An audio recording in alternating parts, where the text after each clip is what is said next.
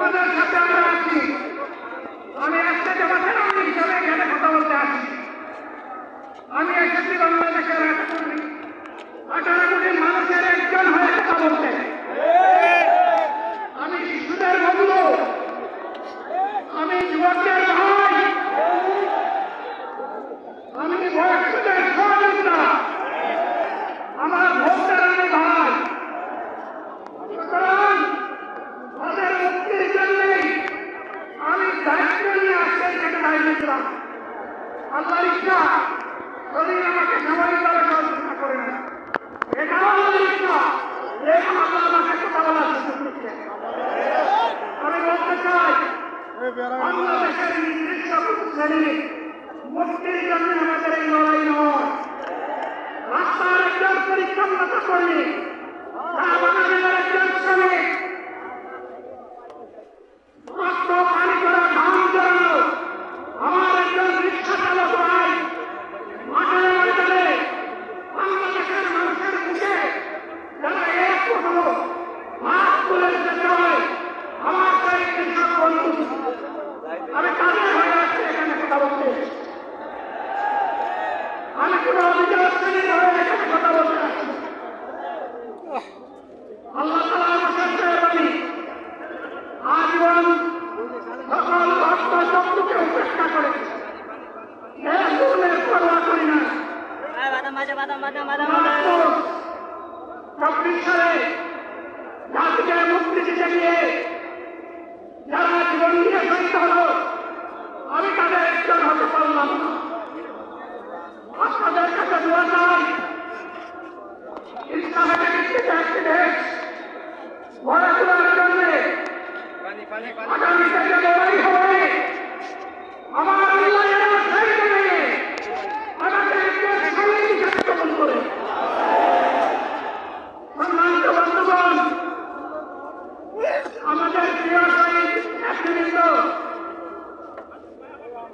2006 সালের 28 অক্টোবর থেকে শুরু করে বর্তমান গণহত্যা, শাস্ত্রের গণহত্যা, সারা দেশের গণহত্যা, পিলখানার গণহত্যা, 24-এর গণহত্যা, এই গণহত্যা যারা করেছে তাদের সকলের বিচার বাংলাদেশের মাটিতে নিশ্চিত করতে হবে।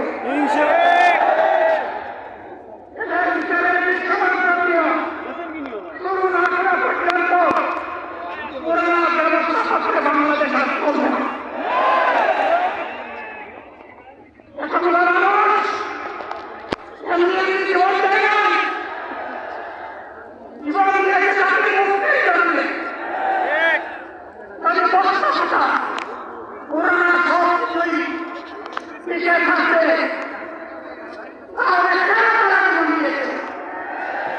তারা এই বক্তা থাকা ব্যবস্থাপনায় বাংলাদেশকে আবার করতে চায়। তাদেরকে আমরা বলি লড়াই মুক্ত করে তারা জীবন দিয়েছে, আগে তাদের জীবনটা ফিরতে দেবে। যদি সত্যিটাকে ফিরতে দেবে আপনারা পারবেন না, কেউ পারবেন না। সেই নতুন ব্যবস্থায় নতুন বাংলাদেশ গড়ে তোলা হবে ইনশাআল্লাহ। এই যে অফিসার যুবক, মা, বোন, শ্রমিক, ছাত্র, জনতা, ব্যবসায়ী সবাইকে এই দেশ, এই সংবিধান, এই রাষ্ট্র নিরাপত্তা দিতে পারবে। এই নতুন বাংলাদেশ আমাকে সবাই নাম দিচ্ছে, কেউ বলে ভাই শেষ করে, কেউ বলে টাকা শেষ করে। আমি তাদেরকে নিশ্চয়তা দিয়ে বলছি, আমার ভোট, আমার আল্লাহর দায়িত্ব সবাইকে একসাথে করতে হবে না। হায়াত দাঁড়িয়ে এক সেকেন্ড আগেও আমি যাবো না। মহান আল্লাহর কাছে আমার তৌফিক চাই। আপনাদের কাছে যে কষ্ট হয়ে যায়, আমি তো এখানে শান্তিতে বসাচ্ছিলাম, আর কি কষ্ট হচ্ছে আমার ভাই,